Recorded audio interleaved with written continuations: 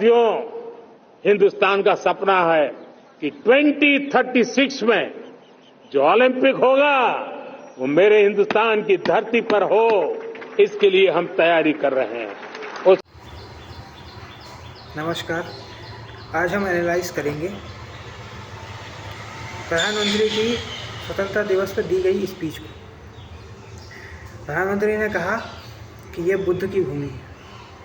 कल तक ये राम और शिव की भी भूमि थी, लेकिन इनको भुला दिया गया है क्योंकि अब सेकुलर है ना। नानी याद आ गई है, नायडू और नीतीश, शॉर्ट फॉर्म में नानी। अब उनका वोट है तो यूनिफॉर्म सिविल कोड की बात करने वाले सेकुलर सिविल कोड की बात करने लग गए।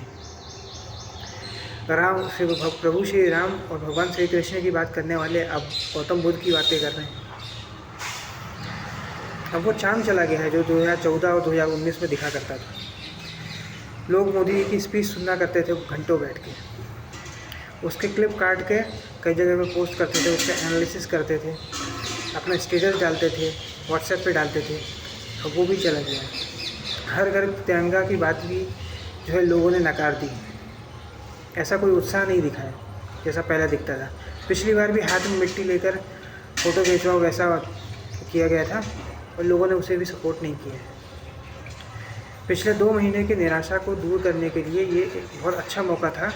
यहाँ पे कोई अहम अनाउंसमेंट की जा सकती थी, जैसे हाउसिंग फॉर ऑल, जैसे यूनिवर्सल इनकम, जैसे कोई इनकम टैक्स से रिलेटेड अनाउंसमेंट की जा सकती थी, लेकिन नहीं की गई। इसलिए अब समझ में आ रहा है कि 4 राज्यों के चुनाव में से 4 में से 3 तो गए। झारखंड में हो सकता है कि एक टफ फाइट रहे, 50-50 चांसेस रहेंगे और इनकी वजह से कांग्रेस रिवाइव कर जाएगी। दूसरा ये है कि इन्होंने कहा कि 2036 तक हम जो है ओलंपिक का आयोजन करवाएंगे। तो मैं सोचूंगा, मतलब मैं प्रार्थना करूंगा कि ये एक बिड कभी सक्सेसफुल हो ही ना, दूसरे देशों को ही मिले, क्योंकि यहाँ पे अगर कुछ भी हो गया तो गोरे जो है पूरा बखेड़ा खड़ा कर देंगे, रेसिज्म बना देंगे, कर देंगे और दूसरे पूरा शोर मचा देंगे। जबकि यही चीज़ पेरिस में हो चुकी है। लोग अपने एसी लेकर गए थे, वहाँ की झीलें भी उतनी साफ़ नहीं थी, लेकिन वहाँ पे उतना बवाल नहीं मचा क्योंकि वो गोरे हैं तो चलता है। गोरे साहब कभी गलत थोड़ी ना कर सकते हैं।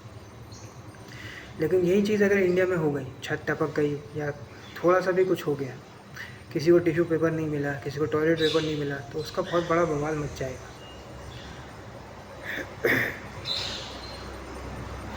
इसलिए ओलंपिक का आयोजन नहीं करवाना चाहिए। और वैसे भी क्या आप गारंटी दे सकते हैं कि हमें 5 गोल्ड, 5 सिल्वर और 5 ब्रोंज मेडल तो मिलेंगे ही मिलेंगे? आंसर है नहीं। तो ये सब का कोई मतलब नहीं बनता है।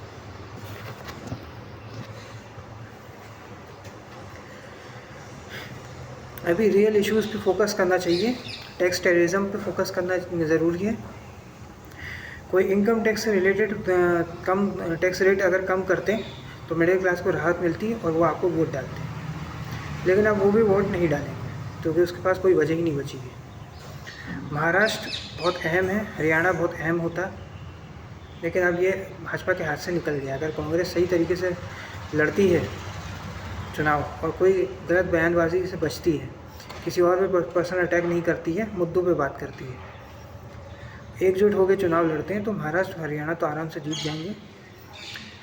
जम्मू एंड कश्मीर हो सकता है कि कोई दूसरी पार्टी जीते, पीडीपी या नेशनल कॉन्फ्रेंस में से।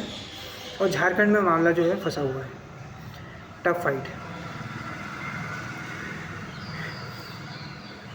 अब ये यूनिफॉर्म सिविल कोड की जगह पे सेकुलर सिविल कोड क्यों बोलने लग गए, उसका रीज़न तो आपको समझ में आ ही गया है, क्योंकि अब 400 सीटें मिली नहीं हैं। गठबंधन सरकार की मजबूरियां होती हैं और ऐसा ही चलता रहा तो सरकार ज़्यादा चलेगी नहीं, क्योंकि अब वो चेहरे पे दिख रहा है कि थके हुए हैं और वो थकावट दिख रही है, तो अब जनता जो है ज़्यादा नहीं झेल पाएगी।